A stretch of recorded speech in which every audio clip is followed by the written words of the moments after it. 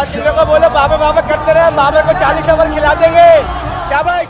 अस्सलामु अलैकुम वरहमतुल्लाहि वबरकातुहू। नाज़रीन किराम, आज की वीडियो में हम बात करने जा रहे हैं बाबर और सरफराज के दरमियान होने वाले तलखी के बारे में, जिसका जिक्र सोशल मीडिया पे की जा रहा है।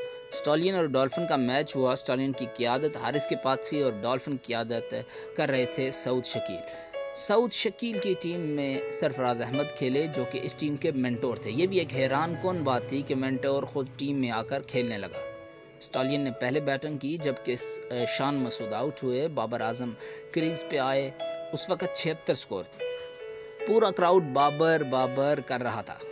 सरफराज ने अपने बॉलर से कहा कि इनको बाबर बाबर करने दो, इतनी जल्दी नहीं है। बाबर को 40 ओवर खिलाएंगे और दूसरी तरफ से सब आउट हो जाएंगे।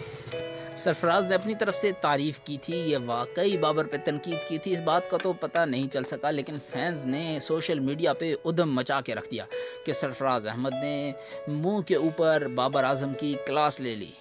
कुछ फैंस बाबर आजम को सरफराज से बड़ा खिलाड़ी करार देते रहे, बल्कि दूसरी तरफ सरफराज के फैंस ने कहा कि बाबर आजम ते शय कोई नहीं, क्योंकि सरफराज अहमद ने चैम्पियन ट्रॉफी जितवाई, अंडर 19 का वर्ल्ड कप जितवाया और बाबर आजम के पल्ले कुछ नहीं है।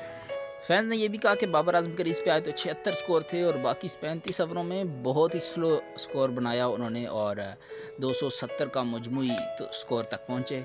जबकि बाबर के फैंस ने कहा था कि सरफराज ने ये बात तो कर दी, लेकिन उनकी पूरी टीम मिलकर बाबर के स्कोर का मुकाबला नहीं कर पाई। बाबर ने 104 रन बनाए। सैफी की सारी टीम 96 के मजमूई स्कोर पे घर पहुंच गई और 20 ओवर भी न खेल पाई और बाबर पूरे 50 ओवर तक खेलता रहा।